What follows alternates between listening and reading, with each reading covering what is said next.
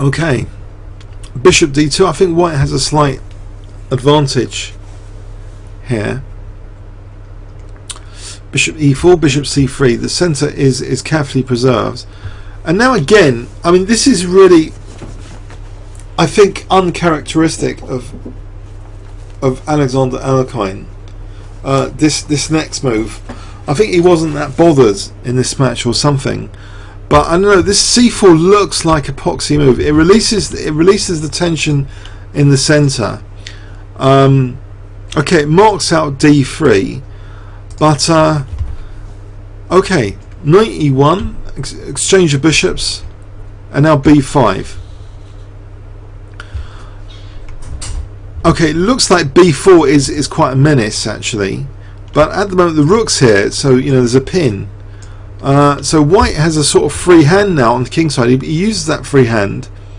He plays f4, and this looks really dangerous. You know, f5, knight f4, e6, starting to look dangerous for Alexander's king over here. Okay, so queen h6, at least pinning. Kind of, well, it's going to exchange off queens, it's protected.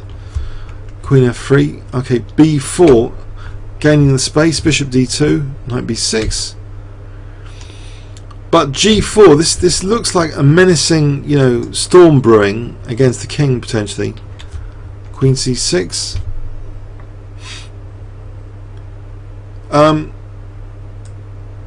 Okay, so queen c6.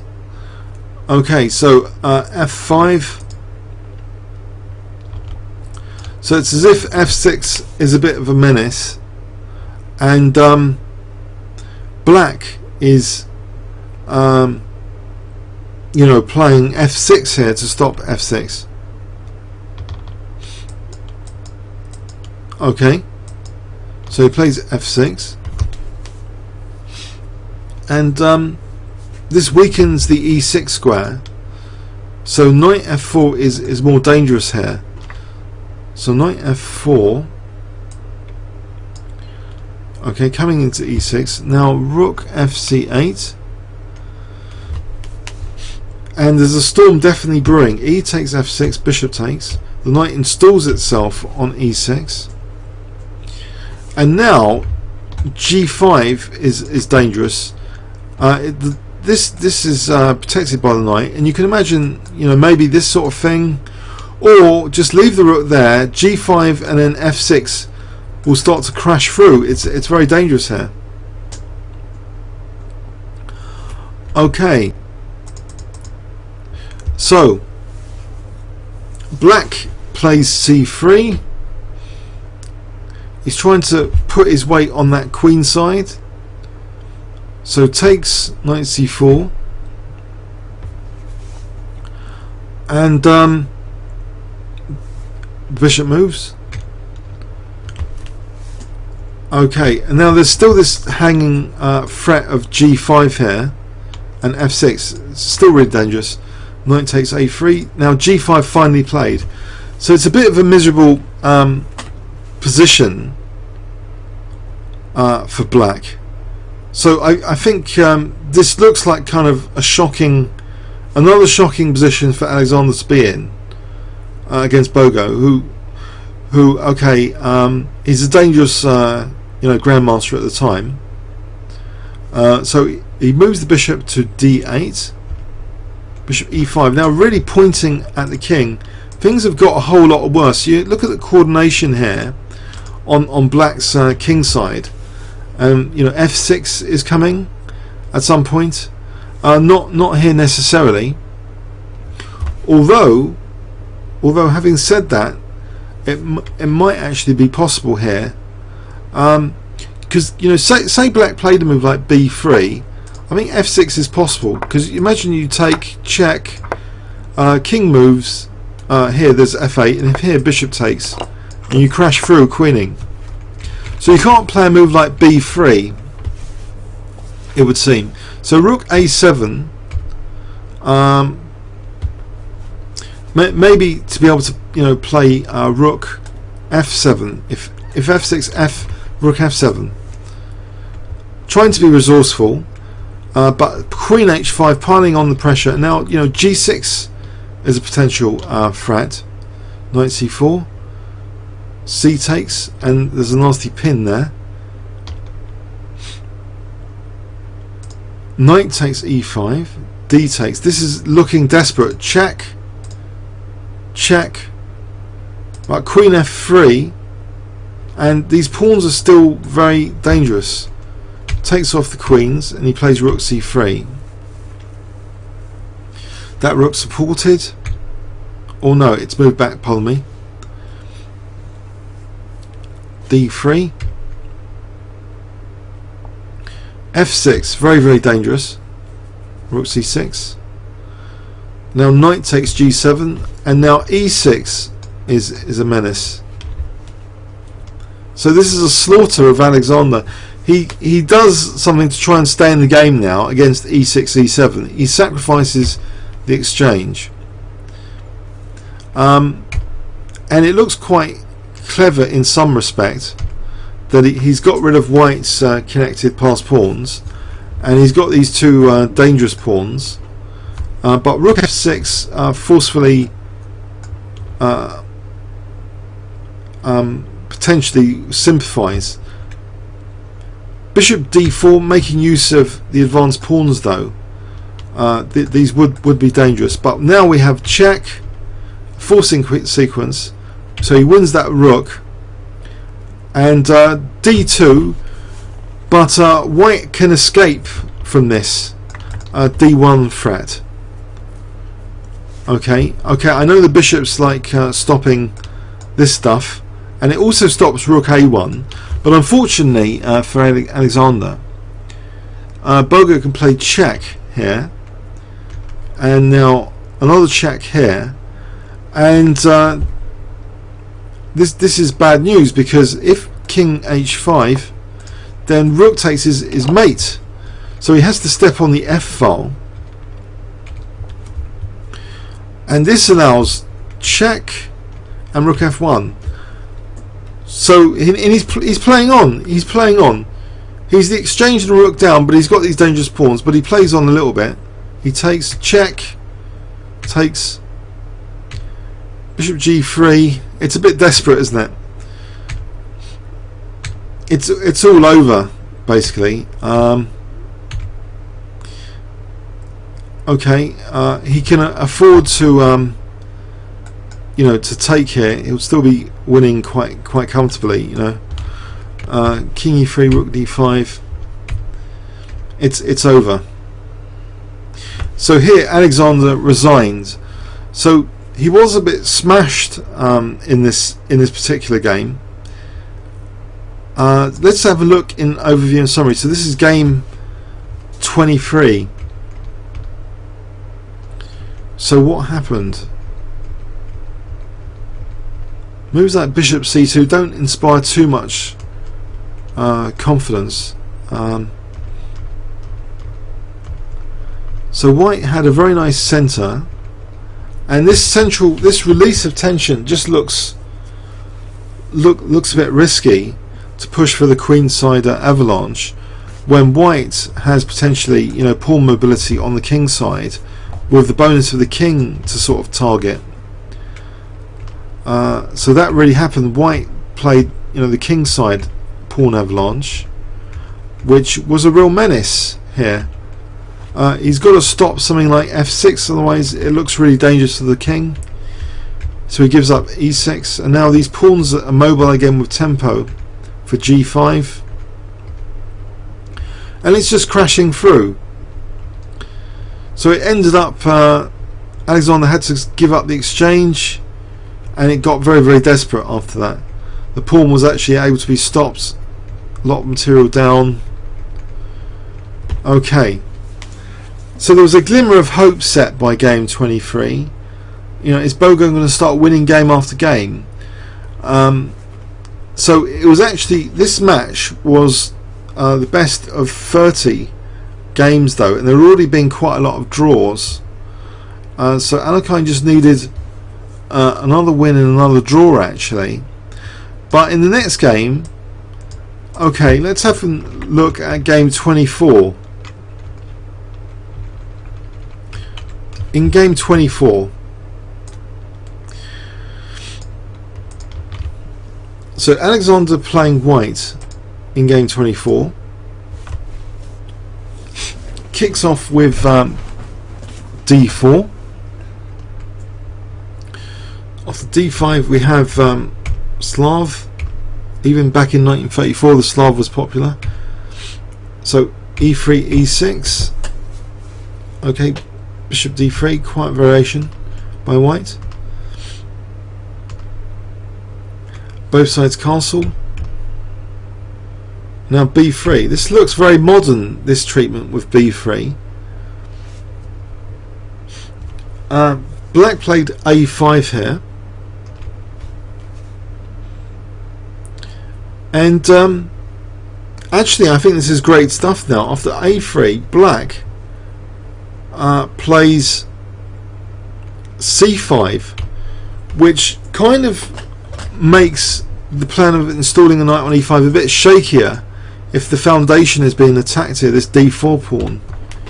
So this looks like a nice central, tension to create with black, to play c5 now. C takes, E takes, bishop b2, as though maybe knight e5 is still going to be useful, and maybe as a basis for an attack, but we see a4, that's taken, and now we see c4, and white's not been given too much time here. Queen a5 introducing another threat of c3, so much for this plan needs time. c3 is now threatened potentially. And this looks like a very awkward move now that Alexander plays here, which brings back the question of alcohol in this match, because it looks just as though white is going to get completely outplayed. Well, the way he plays, knight b1, okay, passive looking move. Now knight e4. And he voluntarily gives up his attacking light square bishop. And then we see knight b6. So black is sitting on d5 quite comfortably. And if he can lock this bishop with a blockade, that would be very, very pleasant. Knight c3, f5, protecting the e4 pawn. It's undermined, and that's just taken. Now if the queen takes f3, bishop d7, this looks strong because these light squares look good. If you can get a grip on e4 in particular. Queen e2, rook c8, protecting the pawn. Bishop f6. Okay, and of course, things like knight a4 are on the cards as well. d5 was played. Rook fe8. A lot of pressure on white's pawns here. So it does look kind of slightly reckless. King h1, queen c5, and what does white do now about this e3 pawn? He does something quite obvious looking, e4, which fails tactically. I wonder if you can spot the next move. If I give you 20 seconds and you're not looking at the score sheet, please don't look at the score sheet on the Play Chess server. So what does black play here? 20 seconds starting from now.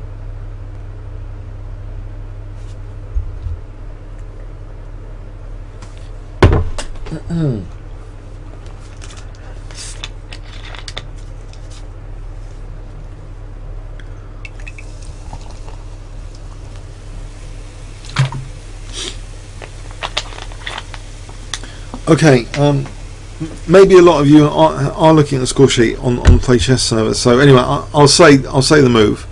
So knight takes d5 just makes use of the basic pin here. So if knight takes, then we have just queen takes. And okay, interesting is bishop f6, I suppose. There's no major check It's ruled out with this pawn. So after the knight takes d5, yes, he's just lost the pawn, the centre pawn. Rook fe1. Knight f4. The knight is even going to an aggressive square, and even goes to d3. And this looks like it's winning the exchange. So I can't explain these two games at the tail end of this match. So this is game 24. Alekhine's been smashed, as white. It's been totally, wrecked here. He takes the queens off, bishop a1, and the torture continues. Instead of winning the exchange, even more sadistic, bishop g5. Slaughter. Knight stumbling back. You can take the exchange at any time. Again, f takes e4, even more powerful, maybe. Now he finally wins the exchange. Bishop takes a4. It's totally wrecked position to have the exchange down. b5 now. Rook d5, as though the rook's going to come to d3, which it does. Check. Doubling up rooks. Bishop f2.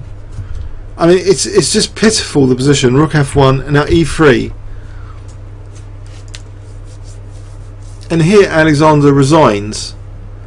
So he was really smashed in this game 24, basically. Surprisingly.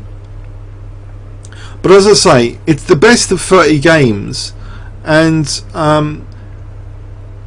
okay, so if he could get one win and one draw, that would be the end of the match. Let's just quickly review this again. How did he get so smashed? Black played the nice c5, putting a lot of central tension. I've actually had a blitz game recently against the GM, which I didn't play this, and white got a crushing kind of attack. He got a pawn here, he knocked out this, he went for h7. Now to Bogo's credit, this central tension move I think is key. I don't know how many of you would realise it, but if you don't play c5, this can be a very dangerous setup for the knight e5 to dislodge f6 and to just smash the black king position up. So the way Bogo played in this game was very energetic as well, I would say, and introducing concrete threats very quickly, like c3, putting white on the defensive, and just taking control. Bogoljubov was the preferred candidate, I think FIDE put forward to play Alexander. It wasn't just Alexander chose him because he thought it was weak. He was actually a really strong player, and he had very good tournament results. And we see here some of the devastation that he can cause, even Alexander Alekhine. But it wasn't Alekhine's best game, obviously. He was just smashed here, and quite brutally smashed. Just positional murder, everything, material. Why is 17 knight takes e4 impossible? So if we go back to move 17, so you're saying knight takes e4. That's a good question.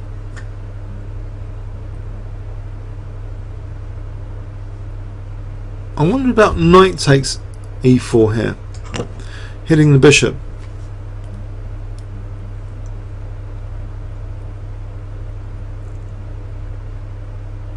I think this might get nasty. It doesn't look that particularly hot. I don't know, there might be something stronger.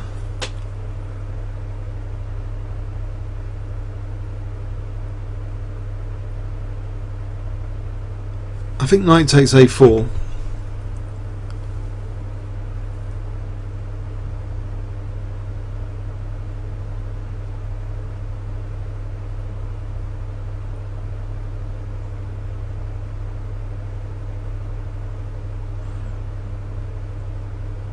but black is a pawn down.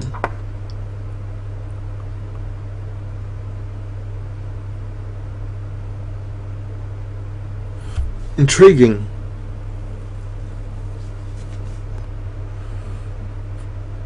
That's a good question. It's a really good question. Bit correct with b5. Maybe there's something more concrete. Bishop f5. Okay. Oh, bishop can come to maybe d3 here actually.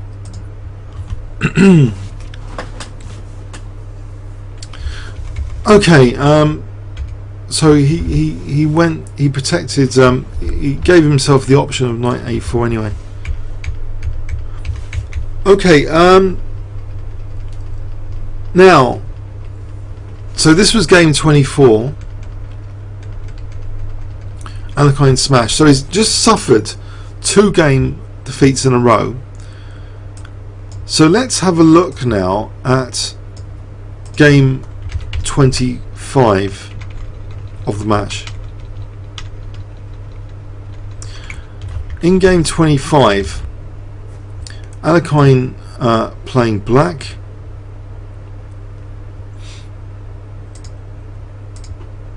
Okay. d4, d5, and he plays the Slav defense now. He takes bishop g4. This looks like some sort of modern variation potentially of the Slav. The bishop crawls back over here, so it's outside of the pawn chain. So black has a solid position, both sides castle. a5 restricting white's queenside expansion a little bit. Queen b6. Now a crazy looking move, weakening the king position actually. Here was played g4.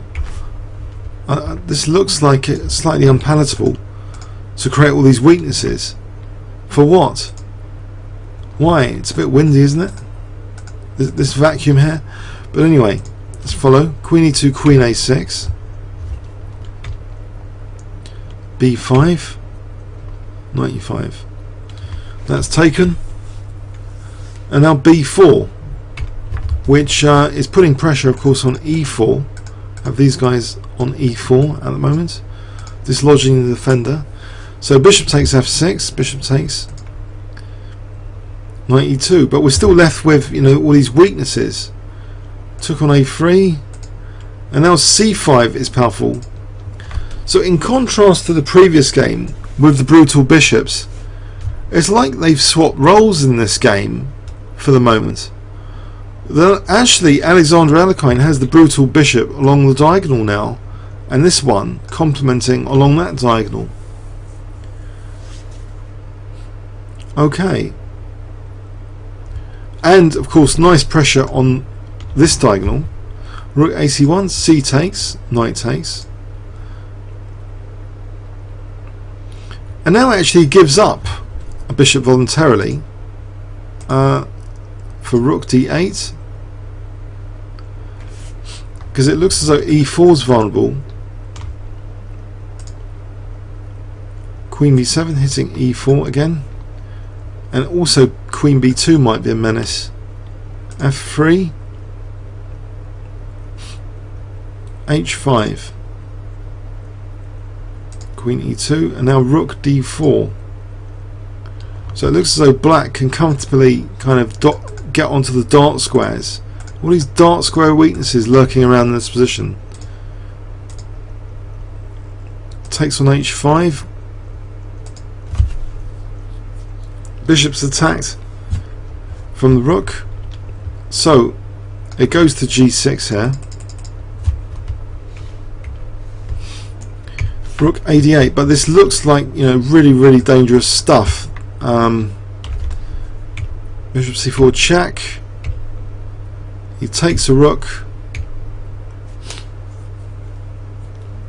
a4, which now means potentially queen b3 could be useful. the pawn is getting dangerous. Rook c4, rook d1, which introduces tactical threats on the bishop. So if for example takes, then maybe just queen b5. So you can't take that. He plays rook b4, queen c7, which now threatens queen g3. So that stops, and you know, white's the one with loads of weaknesses. Queen d8 now, as though now h4 is on the cards. Queen f2, f5, fixing white's pawns, and now bishop e8, protecting that. But also, you know, bishop c6, you know, queen d5 would be a menace.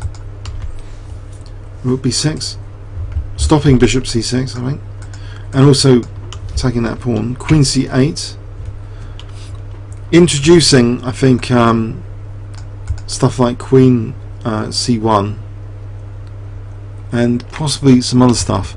Rook d6, rook c1. Queen d4, king h7, and now things get nasty. Check, check, and this is a crushing blow here. Actually, because if the king moves here or here, then there's bishop c6 check. So the queen goes in front, and now Alexander just finishes with. I hope you can guess it if you're not looking at the score sheet. If I give you 20 seconds, 10 seconds.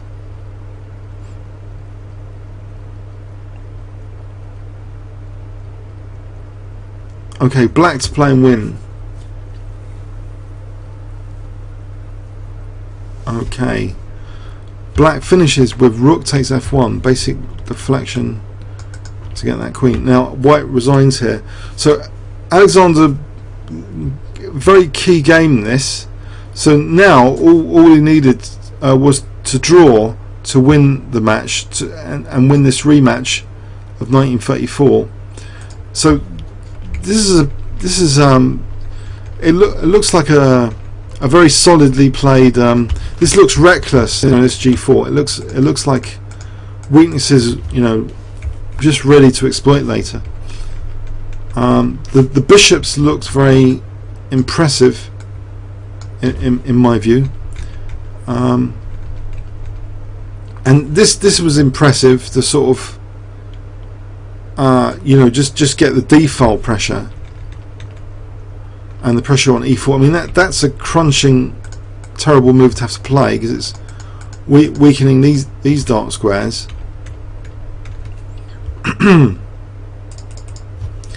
So really, it got nasty for the white king quite shortly after this. Very nasty for the king here. Okay, so he just needed to draw the next game to secure his title. Let's have a quick look at the final game of this rematch in 1934. Look at that draw. So Alexander playing white. So if he draws, he wins this rematch. He retains his world title, world champion title. So he played d4, and what we get is, you know, it's like, it looks modern. You know, it looks like a fianchetto variation of the King's Indian defence. So 1934 fianchetto variation. b3, preparing to maybe fianchetto the other bishop. Queen c2 was played, knight g4, which looks a bit of a strange move, but Alexander just reacted with d takes e5 here, and just took, keeping things quite simple. The double fianchetto, looks nice. Ready to maybe swap off this guy for this guy. I think Efim had enough. I don't really think this was a great position for black. Maybe he didn't really. He lost his will, you know, to sort of try and win the match. I don't know. After h5 rook ad1, white's got a very comfortable, you know, position, comfortable control over that d5 square. c5 might be threatened to fracture the black pawn structure. Okay, there is an invitation for bishop f5, which is accepted here, to attack the queen. Well, the queen just goes to d2. We see queen c8 as though, okay, are we into like crude stuff? Bishop h3, is it really a big deal? Knight d5 is played, and there might be the threat of f4 now, taking this guy off, then getting the queen over on that diagonal. c6 is played, and now knight e3. After bishop h3, f4 is played here anyway. The knight can also be used to recapture here, and it does. And so white is getting rid of that bishop. And look, there's this weakness. You know, weakness is the king isn't that secure. Bishop takes, king takes, f5, and it looks as though f6 is a really dangerous threat. Also, knight h4 could be dangerous. Queen d8, check, and here if queen f6, then fg. I think, you know, queen f6, fg. No, that's check there. No, maybe not. Maybe there's something even stronger. So let's go back. After queen d8, check, knight e5 was played. Yeah, white only needs a draw. So he took on g6 here, and just took on d6, winning a pawn, and he offered the draw here, which Bogo accepted. So that was the final game, game 26, and that secured the World Championship title until later, when he had to play Max Juve for the Netherlands, who was later, by the way, the FIDE president, became later the FIDE president. So anyway, so yeah, these World Championship games are quite interesting to look at, I thought, but it shows, I think, a little bit of complacency maybe creeping in to Alekhine's play, but maybe it also shows, you know, how dangerous Bogoljubov was as a player. Okay, I think that concludes it for this week. I hope you got something from it. Okay, thanks very much. Okay, I'm going to stop the broadcast now. See you next week. Thanks very much.